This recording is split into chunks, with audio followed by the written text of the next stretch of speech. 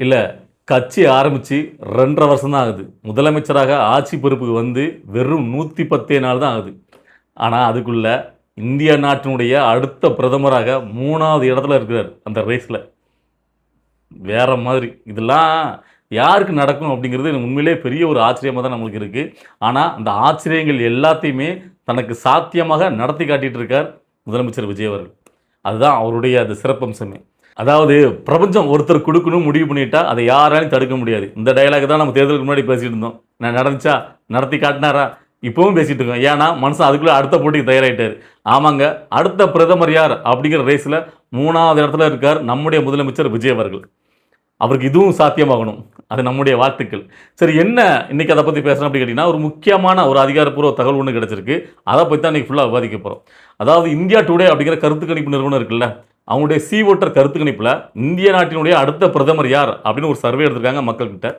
அதுல இருந்து தான் பார்த்தீங்கன்னா, முக்கியமான தகவல் கிடைச்சிருக்கு. அதாவது அதுல 48% வாங்கி முதல் இடத்துல இருக்கார் தற்போதைய பிரதமர் நரேந்திர மோடி அவர்கள். 2வது இடத்துல 28% வாங்கி ராகுல் காந்தி அவர்கள் இருக்கார். 3வது இடத்துல 9.2% வாங்கி நம்முடைய முதலமைச்சர் விஜய் அவர்கள் தான் அந்த 3வது இடத்த பிடிச்சிருக்கார். இதுல என்ன ஆச்சரியம்ப்பா அப்படி கேட்டீங்கன்னா, அதாவது இங்க காலங்காலமாக இங்க அரசியல் பண்ணிட்டு இருக்கிற நிறைய தலைவர்கள் இதற்காக இந்த பிரதமருக்கு வந்து பார்த்தீங்கன்னா போட்டி போட்டு யாருக்குன்னே இருக்கக்கூடிய, ஏன்னா எப்பவுமே தெரியும் நம்ம நாட்டில், அதாவது பாரதிய ஜனதா கட்சி, காங்கிரஸ், இவங்க 2 பேர் தான் பார்த்தீங்கன்னா பெரிய கட்சி, தேசிய கட்சி. இவங்க 2 பேர் கட்சியில தான் பார்த்தீங்கன்னா மாறி மாறி பிரதமர் வந்துட்டே இருக்காங்க.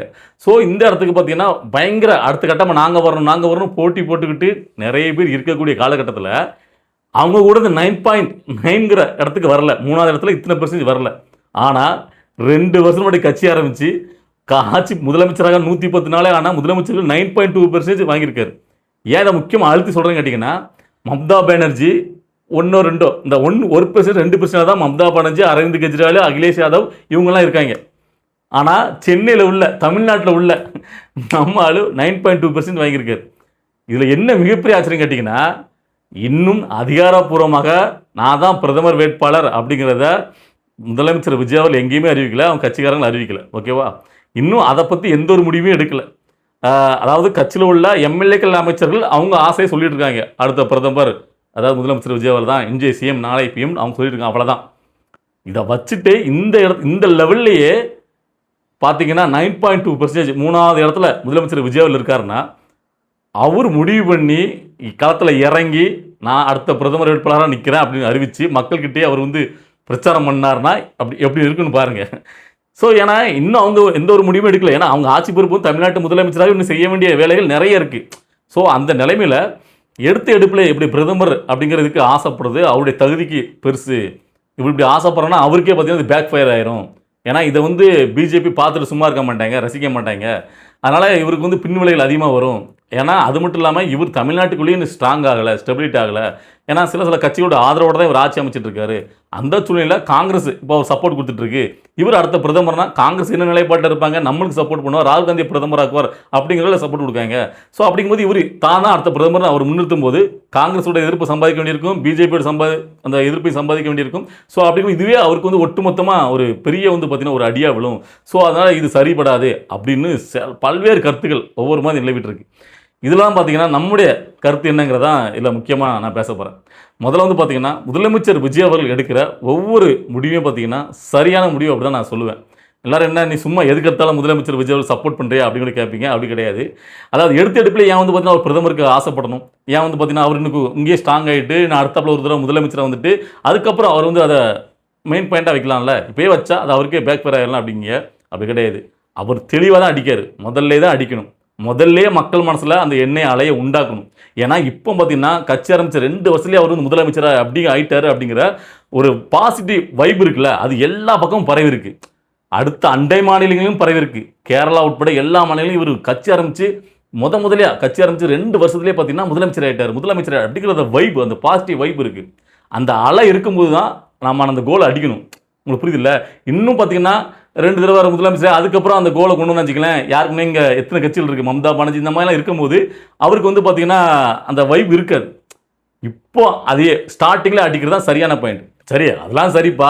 இப்ப தமிழ்நாட்டுல அவர் ஆட்சி நடக்கிறதுக்கே காங்கிரஸ் ஒரு காரணம். அவங்க வந்து 5 பேர் அவங்களுக்கு சப்போர்ட் பண்ணியிருக்காங்க. ஸோ இப்போ வந்து பார்த்தீங்கன்னா, இவர் தான் அடுத்த பிரதமர்னா அதை எப்படி அவங்க பார்த்து ரசிச்சுட்டு இருப்பாங்க? அவங்க அப்ப எதிர்ப்பாங்களா? எதிர்நிலைக்கு மாறுவாங்கல்ல? ஏன்னா காங்கிரஸ் முழுக்க முழுக்க எதை நோக்கி இவருக்கு சப்போர்ட் பண்ணாங்க? திமுக விட்டு எதுக்கு இங்க வந்தாங்க?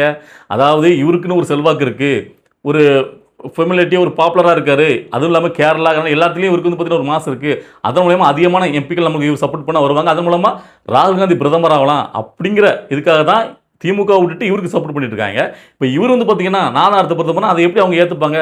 அவங்க வந்து பார்த்தீங்கன்னா இப்போ வாபஸ் வாங்கிட்டான்னு வச்சுக்கலாம், இவங்களுக்கு சப்போர்ட் பண்ணாம அப்போ இவரோட நிலைமை என்ன ஆகும்?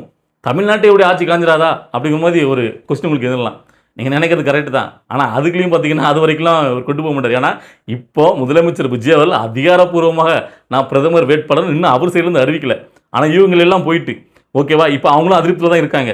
ஆனா அதுக்கு தான் இப்போ முதலமைச்சர் விஜய் அடுத்த ஸ்டெப்பா இன்னைக்கு ஒரு வழக்கு தொடர்ந்துருக்காங்க. எதுக்குன்னு கேட்டீங்கன்னா, கோர்ட்ல இப்போ இந்த இடைத்தேர்தல் நடத்தாம தள்ளி வச்சுட்டு இருக்காங்கல்ல, அதை உடனடியாக இந்த இடைத்தேர்தல் நடத்தணும் அப்படின்னு சொல்லிட்டு முதலமைச்சர் விஜய் அவர்கள் சார்பாகவே பார்த்தீங்கன்னா ஒரு வழக்கு போட்டிருக்காங்க. அதனுடைய தீர்ப்பு இன்னும் கூடிய சீக்கிரம் வரப்போகுது. ஸோ அப்படி வந்துட்டு அப்படின்னா அது முதலமைச்சர் விஜய் அவர்களுக்கு ஆதரவாக வந்துச்சுன்னா இடைத்தேர்தல் சீக்கிரம் நடத்திடுவாங்க. இடைத்தேர்தல் சீக்கிரம் நடத்திட்டா அந்த இடத்துலையும் பார்த்தீங்கன்னா தமிழக வெற்றி கழகம் அவங்க ஜெயிச்சிருவாங்க. அது எல்லாம் தெரிஞ்ச விஷயம் தான். அப்படி ஜெயிச்சிட்டாங்கன்னா இங்கே யாருடைய ஆதரவிலும் இங்கே வந்து முதலமைச்சர் விஜய் அவர்கள் ஆட்சி அமைக்க வேண்டிய அவசியம் வராது. ஸோ அப்படின்னா அப்போ காங்கிரஸுக்கு கல்த்தாவன்னா அது கூடிய சீக்கிரம் நடக்கும். அந்த நல்ல விஷயம் கூடிய சீக்கிரம் நடக்கும். ஓகேவா? அதாவது காங்கிரஸுக்கு தமிழக வெற்றி கழகத்தில் சேர்ந்தனால தான் காங்கிரஸுக்கே மதிப்பு மரியாதை. தமிழக வெற்றி கழகம் காங்கிரஸ் சேர்ந்தனால தமிழக வெற்றி கழகத்துக்கு எந்த ஒரு ப்ளஸும் கிடையாது. நீ இதை நான் ஆரம்பத்தில் சொல்லிட்டு இருக்கேன். ஏன்னா முதலமைச்சர் விஜய் அவர்களுடைய ப்ளஸுங்கிறது அவர் தனித்து நின்று 2.5 வருஷத்தில் முதலமைச்சரானது தான். ஸோ அதனுடைய ஒரு வைப்பு தான் இப்போ எல்லா மாநிலங்களிலும் பயங்கரம் வீசிட்டு இருக்கு. ஸோ அந்த வைப்போடே இருக்கும்போதே அவர் அடுத்த அடிக்கு போகிறது கரெக்டான வியூம் தான். என்ன அதுக்கு முன்னாடி தமிழ்நாட்டிலேயே அவர் செய்ய வேண்டிய விஷயங்கள் நிறைய இருக்குது. அதை வந்து 100% இந்த மக்களுக்காக அவர் செய்யணும். இங்கே கோட்டை விட்டுறக்கூடாது. ஸோ கவனமாக இது கேம் ஆட வேண்டியது. இது சதுரங்கம் மாதிரி கவனமாக விளையாடணும் அவர். ஸோ அதனால் இப்போ வந்து பார்த்தீங்கன்னா காங்கிரஸோட நிலமா தான். காங்கிரஸும் பார்த்தீங்கன்னா இவரும் அதிகாரப்பூர்வமாக சொல்லலை, அவங்களும் பார்த்தீங்கன்னா அதிகாரப்பூர்வமாக வரட்டும் அப்படின்னு வெயிட் பண்ணிட்டு இருக்காங்க. ஏன்னா திமுக வேற கழட்டி விட்டாங்கல்ல. ஸோ திமுக வேற காங்கிரஸை பழி வாங்குறதுக்கு அவங்க சிஜேபி கூட நாங்கள் வந்து அடுத்தாப்புல ஒரு 3ஆவது அணி ஃபார்ம் பண்ணுறோம் அப்படின்ட்டு வெயிட் பண்ணிட்டு இருக்காங்க. ஸோ அந்த வகையில் தான் பார்த்தீங்கன்னா இப்போ முதலமைச்சர் விஜய் இந்த எடுத்த உடனே பார்த்தீங்கன்னா இப்படி ஒரு அடுத்த பிரதமர் அப்படிங்கிற ஒரு இதை முன்னெடுக்கும் போது உண்மையிலே அது வந்து நல்ல விஷயம் தான் நான் சொல்லுவேன். அது வந்து தப்புலாம் கிடையாது. இப்போ அடுத்த கொஸ்டின் உங்களுக்கு வரும், அப்போ பாஜக இதை எப்படி வந்து ரசிக்கும்? பாஜக இவரை வந்து வளர விடுமா அப்படின்ட்டு, இதுக்கு ஏதாவது எதிர்ப்பு காட்டுவாங்க அப்படின்ட்டு. அதில் தான் ஒரு ட்விஸ்ட் இருக்குது. பாஜக இதை கடுமையாக எதிர்க்க மாட்டாங்க, போகிற போக்கில் எதிர்ப்பாங்க, இவர் சரி கிடையாது அப்படின்ட்டு அதை ப்ரொமோட் பண்ணுவாங்க. ஆனால் படு பயங்கரமாக காங்கிரஸ் மாதிரி இதை எதிர்க்க மாட்டாங்க. ஏன்னு கேட்டிங்கன்னா அவங்களுக்கு நல்லது. முதலமைச்சர் விஜய் அவர்கள் அடுத்த பிரதமர் அப்படின்னு ஒரு ரேஸில் வர்றது அவங்களுக்கு நல்லது. ஏன்னு கேட்டிங்கன்னா இப்போ தொடர்ந்து 3 தடவை பிஜேபி மத்தியில் ஆண்டுட்டு இருக்கு. பிரதமராக மோடி அவர்கள் வந்துட்டு இருக்காரு. இப்போ அடுத்த தடவையும் அவங்க ஜெயிக்கணும்னா அது கொஞ்சம் கஷ்டமாக இருக்கும். எப்போவுமே பார்த்தீங்கன்னா முதல்ல இருந்து அடுத்தது வர்றது எப்பவுமே கொஞ்சம் கஷ்டம். தொடர்ந்து 2வது முறை ஆட்சியை பிடிக்கிறது கஷ்டம். ஸோ இவங்க 3 தடவை ஆட்சியை பிடிச்சிருக்காங்க.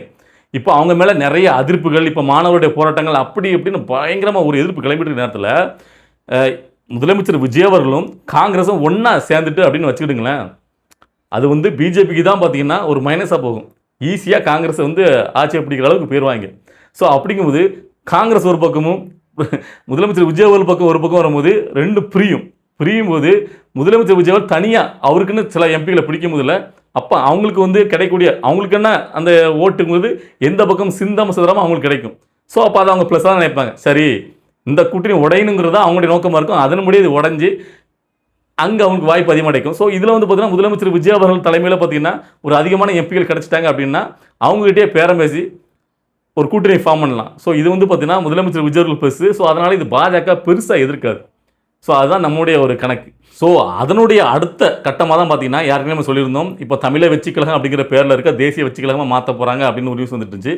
ஸோ இப்போ அடுத்த மாநிலங்களையும் பார்த்தீங்கன்னா தன் கட்சியை வந்து ஸ்ட்ராங் பண்ணணும். யாருனே தமிழ்நாட்டில் ஸ்ட்ராங் பண்ணியாச்சு. இனிமேல் அடுத்த கட்டமாக அவருக்கு அதிக அளவில் இந்த ஃபேன் ஃபாலோயிங்ஸ் அதிகமாக கொண்ட மக்கள் பேராதரவு தமிழ்நாட்டை மாதிரியே கொண்ட ஒரு மாநிலம் கேட்டிங்கன்னா கேரளா. ஸோ இப்போ கேரளாலையும் கால் பதிக்காரு. கேரளா வெற்றி கழகம் அப்படிங்கிற பேரில் அங்கே உள்ள ஒரு நடிகர் கேரளாவில் ஒருத்தருக்கு பார்த்தீங்கன்னா அவர் தான் தலைவராக வருவார் அப்படின்னு பரவாயில்ல பேசப்படுது. தேவன் அப்படிங்கிற நடிகர் தான், நம்ம எல்லோரும் பார்த்துருப்போம் இந்த நடிகர் தான்.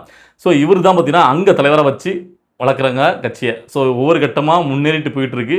அதாவது பெரிய லெவலில் இதுக்கெலாம் பார்த்திங்கன்னா பக்காவாக பிளான் பண்ணணும். பெரிய லெவலில் பிளான் பண்ணி பெருசாக அதாவது எப்பவுமே நாம ஒரு விஷயத்தை நம்ம அடைய நினைக்கிறது பெருசாக இருக்கணும். ஸோ அந்த வகையில் நம்மளுக்கெல்லாம் ஒரு கிளாஸ் எடுக்காரு. அதாவது லட்சியங்கிறது ஈஸியாக அடையிறது கிடையாதுடா, கஷ்டப்பட்டு செய்யக்கூடியது அப்படிங்கிறத பெரிய ஒரு லட்சியமாக அவர் ஏம் பண்ணுறாரு. ஆனால் அவர் ஏம் பண்ண மாதிரி அதை நடத்தியும் காட்டிடுறாரு. ஏன்னா அந்த அளவுக்கு அதுக்கு உழைப்பு போடுறாரு, டெடிக்கேஷனாக இருக்காரு. ஸோ உண்மையிலேயே முதலமைச்சர் விஜயவல்ட்ட இருந்து நிறைய விஷயங்களை நான் கற்றுக்கணும்னு நினைக்கிறேன். அதை இம்ப்ரெஷன் ஆகிட்டே சொல்லலாம் ஒட்டு மொத்தமாக. ஏன்னா இளைஞர் எல்லாமே அவர்கிட்ட இருந்து கற்றுக்க வேண்டிய விஷயம் நிறைய இருக்குது உண்மையிலே. ஸோ அந்த மாதிரி நம்மளும் பார்த்திங்கன்னா உண்மையிலே ஒரு எஃபெக்டை போட்டு உழைச்சி ஒரு விஷயத்துக்காக நம்ம கஷ்டப்பட்டோம்னா அது நம்மளுக்கு கிடைக்கும்.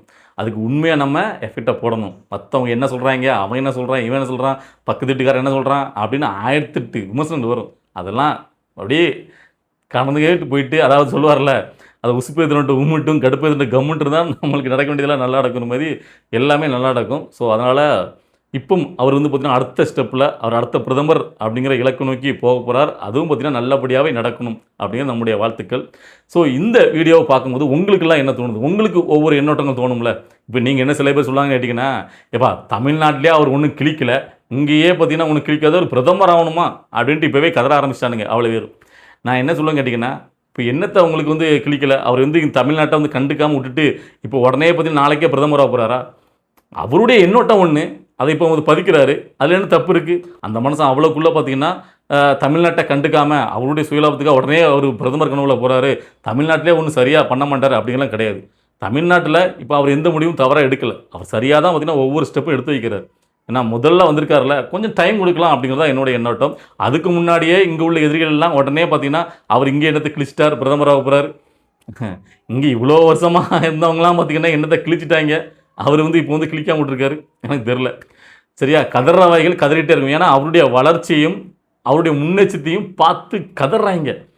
ஏன்னா இப்படி தான் வந்து பார்த்தீங்கன்னா அவர் வந்து நான் தான் அடுத்த முதலமைச்சர் அப்படின்னு சொல்லும் போது 1967 நடந்தோ அதுதான் பார்த்தீங்கன்னா 2026 நடக்குன்னு அவர் சொல்லும் போது இப்படி தான் எள்ளி நகையினாங்க, சிரிச்சானுங்க, பல்ல கட்டாங்க.